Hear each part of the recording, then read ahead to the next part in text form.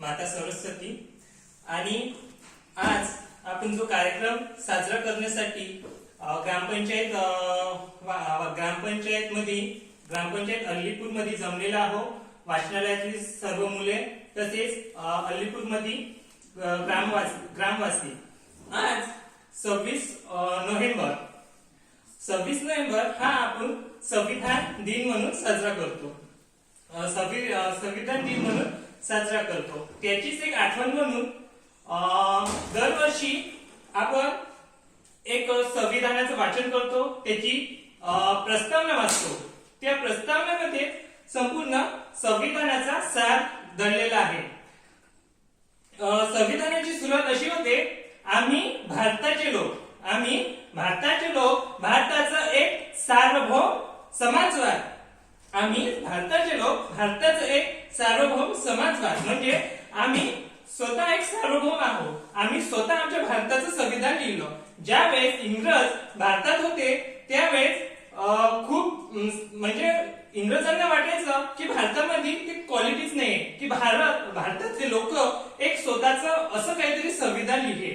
परंतु आंबेडकरांनी दाखवून दिलं की आजपर्यंत आपण आपल्या आजूबाजूच्या परिसराचे बाकीचे देश बघितले तर त्यांचे कित्येकदा संविधान बदलते, परंतु आपल्या देशाबद्दल किंवा आपल्या संविधानाबद्दल असं म्हटलं जाते की जोपर्यंत सूरज आणि चंद्र आहे तोपर्यंत आपल्या संविधानाला कोणी हात सुद्धा लावू शकत नाही। वेळेनुसार परिस्थितीनुसार त्याच्यात काही आपण बदल करू शकतो, परंतु जो संविधानाचा मूळ गाभा आहे स्वातंत्र्य, समता, बंधुता, सर्वांना एक समान वागणूक आणि मेन उद्दिष्ट म्हणजे निवडणुकीचा हक्क, जो इंग्लंड, अमेरिका या देशात सुद्धा मिळाला नाही, परंतु आंबेडकरांनी आपल्या संविधानाच्या माध्यमातून एकाच वेळेला सर्वांना, मग तो मुली असो, स्त्रिया असो, मुलं असो किंवा मोठा राजा असो किंवा गरीबातला गरीब असो, ह्या सर्वांना निवडणुकीचा मतदानाचा हक्क दिला आहे आणि हे संविधानाच्या माध्यमातून शक्य झालेले आहे। यांच्याबद्दल सांगायचं म्हणजे खूपच कमी, तरी पण आज आपण इथं सर्वजण इथे जमलेला आहोत। त्यांच्या आठवणीला आपण संविधानाला, आज आपलं संविधान आहे, आज आपल्या संविधानामुळे आपल्याला बोलायचा हक्क आहे, कुठे आपण मत मागू शकतो। आर्टिकल 32 ज्याच्यामुळे आपल्यावर कोणतीही काही गदा आली किंवा आपल्यावर काही अन्याय अत्याचार झाला तर आपण सर्वोच्च न्यायालयात जाऊन आपण डायरेक्ट दाद मागू शकतो। एवढी ताकद या संविधानात आहे। संविधान आहे म्हणूनच आपण आहोत, आपण जगू शकतो, आपण कुठेही जाऊ शकतो, कुठे वास्तव करू शकतो।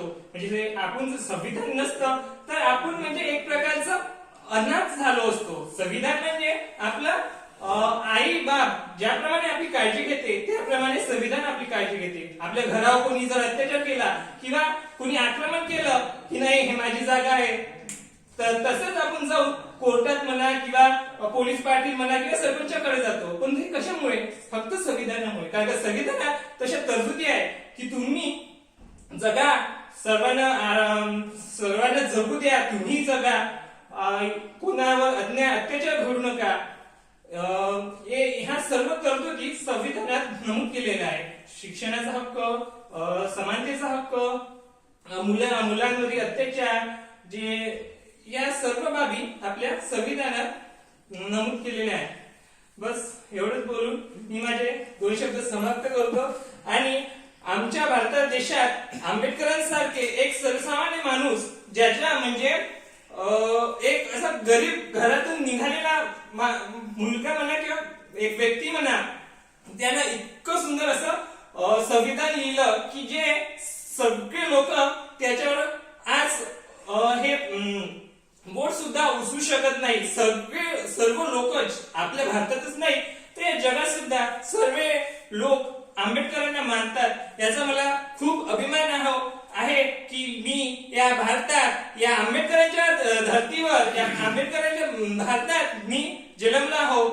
बस एवढे बोलून मी माझे 2 शब्द समाप्त करतो। जय हिंद, जय महाराष्ट्र, जय हिंद।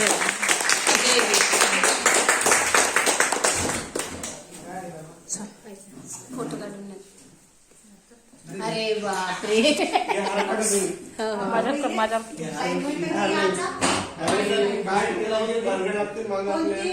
भानगडी लागतात. हो तुमच्या माग भानगडीच राहते तुम्ही गेले की आपण साऱ्या भानगडी चालू